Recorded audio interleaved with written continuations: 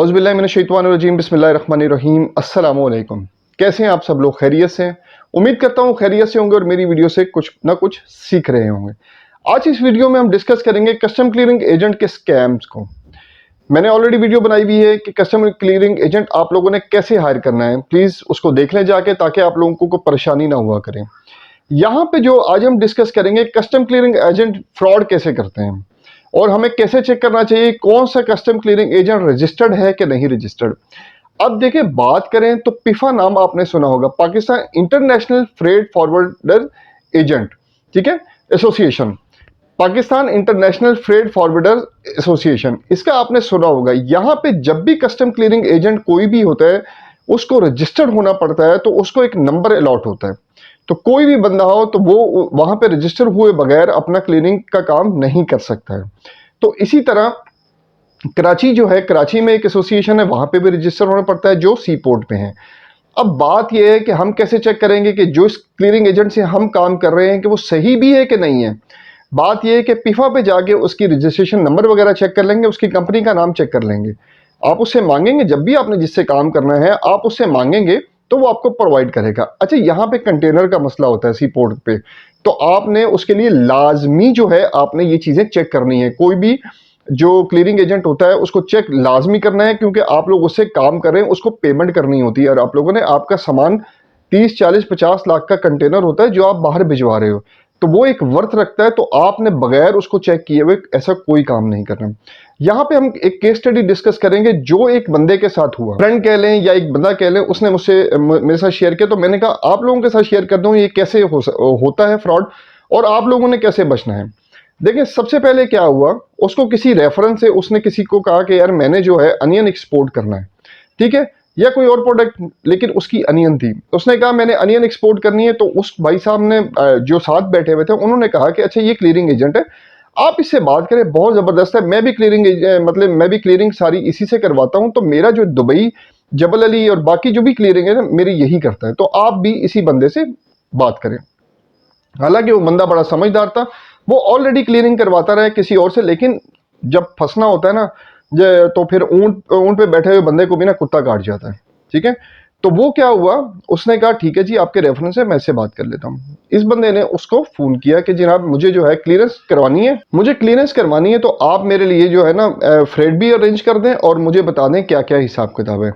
उस बंदे ने कहा ठीक है जी मैं आपको फ्रेट भी अरेंज कर देता हूँ। फ्रेट भी उसने मतलब फर्ज करें एक 1700 रुपया चल रहा है, तो उसने इसको 1500 रुपए की ऑफर करा दी। इसके ऑब्वियसली लालच आ गई, मुंह में पानी आ गया कि $200 मेरे यहीं से बच जाएंगे, ठीक है। तो क्या हुआ, क्या ये बंदा जो है इसने कहा ठीक है आप मेरा वो कर दें। इन द मीनवाइल अनियन का कंटेनर जो है इसने जो है कराची से लोड किया या इंटीरियर सिंध से लोड किया। लोड करने के बाद इसने पोर्ट पे भिजवा दिया। अब ये कॉन्टिन्यूसली उसको कह रहा है कि मुझे बीएल दे दें। वो कह रहे हैं ठीक है अभी जो है गेट इन हो रहा है, और बाकी जो है ऑल्दो इसने चीज़ें चेक नहीं की, गेट इन हो गया नहीं हुआ, उसकी कोई रसीद वगैरह नहीं मंगवाई इसने कोई नहीं, वो जो चार्जिंग पे लगता है उसकी कोई रसीद नहीं, स्लिप नहीं, रसीद नहीं मंगवाई कि हाँ भी लगा भी है, प्लग इन हुआ भी है कि नहीं हुआ। तो ये चीज़ें चेक नहीं की। उसने कहा रेफरेंस है, फ्रेट भी सस्ता है, कोई बात नहीं, जा रहा है। अच्छा, अब बात यह है कि हुआ क्या, अब बीएल भी नहीं दे रहा, बार बार ये बंदा बीएल मांग रहा है। कंटेनर आपका अंदर पहुंच गया, कंटेनर अंदर पहुंचने के बाद अब ये कंटिन्यूसली कह रहा है बीएल दो। होना ये था कि फर्ज करें आज की परसों की डेट का शिप था, लोड होके दुबई पहुंच जाना था, उसने जबल अली की ये शिपमेंट थी। तो उसने कहा अब तक तो पहुंच गया होगा, तो मैं इसे बीएल मांगता हूँ। बीएल जब मांगा तो उसने कहा जी 1-2 दिन तक मैं आपको देता हूँ, अभी जो है बीएल शिपिंग लाइन ने हमें दिया नहीं। इसने कहा ठीक है, नॉर्मली ऐसा होता नहीं है।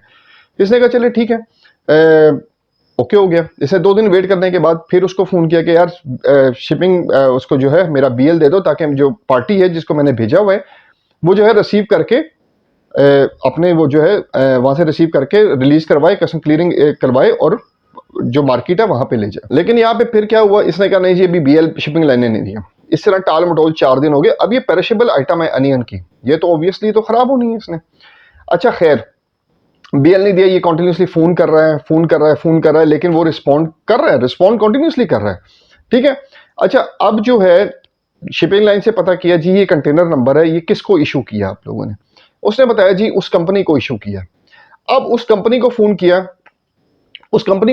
तो उस कंपनी में जनाब उस बंदे ने कहा जी हमने इस बंदे को इस जो बंदा है इसको हमने ये कंटेनर इशू किया। अब वो बंदा जो था वो क्लीयरिंग एजेंट नहीं था, ठीक है, वो जो है फ्रीलांसर था कि इधर से पैसे हड़पने वाला बंदा था बेसिकली। वो जो है उसने कंटेनर लिया, इसको भेज दिया। अब जो कंटेनर कहाँ है, कंटेनर जनाब जो है अभी तक पोर्ट पे पड़ा हुआ है। क्या हुआ, परसों की शिप में जाना था, उसने कहा जी शिप फुल हो गया था, तो आपका जो कंटेनर है शिपिंग लाइन का जो है जो शिप था उसका वेसल का जो है लोड बढ़ गया था, तो आपका कंटेनर उन्होंने अनलोड कर दिया, ठीक हो गया। अब वो कंटेनर मतलब कि 15 दिन बाद, अब पेरिशेबल आइटम 15 दिन बाद जाए तो क्या हाल होगा, वो 15 दिन बाद जो है वेसल पे चढ़ी, ठीक है, 15 दिन बाद चढ़ी, 4 दिन लगे, 19-20 दिन बाद वो जबल अली पे पहुंची। अच्छा फिर क्या हुआ, अब 20 दिन बाद भी वो बीएल नहीं आ रहा, जब उससे मांग रहे हैं बीएल ही नहीं है, ठीक है, क्योंकि वो बंदा ही फेक था। यहाँ पे डील ही प्रोफेशनल नहीं हुई। क्यों नहीं हुई डी प्रोफेशनल, क्योंकि हमने रेफरेंस इस्तेमाल कर लिया। हमने कहा जी रेफरेंस से आया तो बंदा अच्छा ही होगा, जरूरी नहीं बंदा अच्छा ही हो, हमें उसको सारी उसकी सर्टिफिकेशन चेक करनी चाहिए थी। हमने क्या किया, हमने भरोसा किया दोस्त पे कि वो करता है तो हमारा भी अच्छा ही करेगा। और यहाँ पे हमने लालच क्या की, $200 की हमने लालच की कि वो जो बंदा है उसने क्या किया, $200 हमें फ्रेट कम दिया, हम खुश हो गए कि हमारे यहाँ पे पेमेंट बच रही है। तो हमने एक तो जो है ना ये इन चीज़ों पे फोकस नहीं करना, हमने रिनाउंड कंपनी के साथ काम करना है जो अच्छी कंपनी हो। ऐसे नहीं है लगड़ बगड़ बिल्ले के साथ काम कर लेना, क्या हुआ नुकसान हो गया, आप प्याज भी खत्म हो गया। ऑब्वियसली कितने पेरिशेबल कितने दिन निकालती है यार, 5 दिन 6 दिन 7 दिन 8 दिन, बहुत ज़्यादा हुई तो 7-8 दिन, इससे ज़्यादा पेरिशेबल नहीं। वहाँ पे डर गया, वहाँ पे वो ख़राब हो गया, वहाँ पे कंटेनर के डैमेजेस चार्जेस भी पड़े, ठीक है, सारा कुछ पड़ा।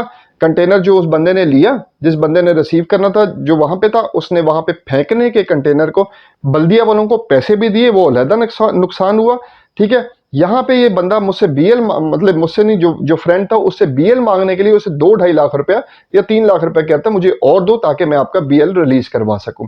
अब बात ये यहाँ पे प्रोफेशनलिज्म दोनों साइड, मतलब एक साइड से शो नहीं किया गया ना, दूसरी साइड से तो खैर है वो तो फ्रॉडी ही था, ठीक है। इसी तरह आपके साथ एक और शेयर करता हूँ। बात यह है कि अब यहाँ पे हम हमारे बहुत ज़्यादा जो फ्रूट एंड वेजिटेबल वगैरह जो प्रोडक्ट होती है ना, इसमें हमारा ई फॉर्म फाइनेंशियल इंस्ट्रूमेंट जिसको बोलते हैं वो जो है एडवांस पेमेंट में नहीं आती, तो हम फाइनेंशियल इंस्ट्रूमेंट परचेज करते हैं किसी और बंदे से।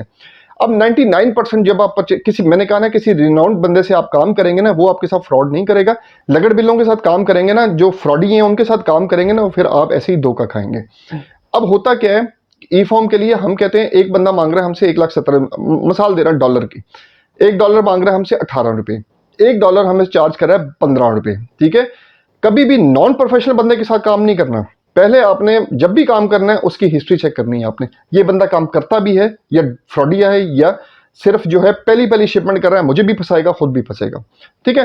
वो ये कहते हैं जनाब XYZ कंपनी का नाम लेते हैं, जनाब मैं उस कंपनी के साथ काम कर रहा हूँ, वो तो बड़ी कंपनी है। अब हम तो नहीं चेक कर सकते वो इतनी बड़ी कंपनी में ये एम्प्लॉय है कि नहीं है, ठीक है, ये जो फ्रॉडी है, ठीक है। खैर एनियो, हमें उस बंदे के मैनेजर से बात करनी चाहिए, उस कंपनी में जो ऑनर से बात करनी चाहिए। ये इतनी बड़ी वो नहीं होते कि आप जो है इनमें लाखों के एम्प्लॉयज होंगे, 4-5-6-7 एम्प्लॉयज होते हैं, आपने उसके ऑनर से बात करें ये बंदा आपके उसमें काम करता है कि नहीं करता। खैर नहीं करता तो फ्रॉडी है, छोड़ दें। यहाँ पे हम क्या करते हैं, लालच करते हैं। जो हमें ई फॉर्म 170 का 180 का मिल रहा होता है, अगर हमें लाख का मिल रहा हो तो हम खुश हो जाते हैं। ये नहीं देखते कि लाख रुपया हमारा जा रहा है हाथ से। तो जब भी आपने फाइनेंशियल इंस्ट्रूमेंट भी परचेज करना है, किसी मतलब रिनाउंड बंदे से चेक करना है, हाँ, अगर आपका क्लीनिंग अच्छा है तो उसे कहीं यार अरेंज करके दे दे, हैं अच्छे भी, ऐसी बात नहीं है।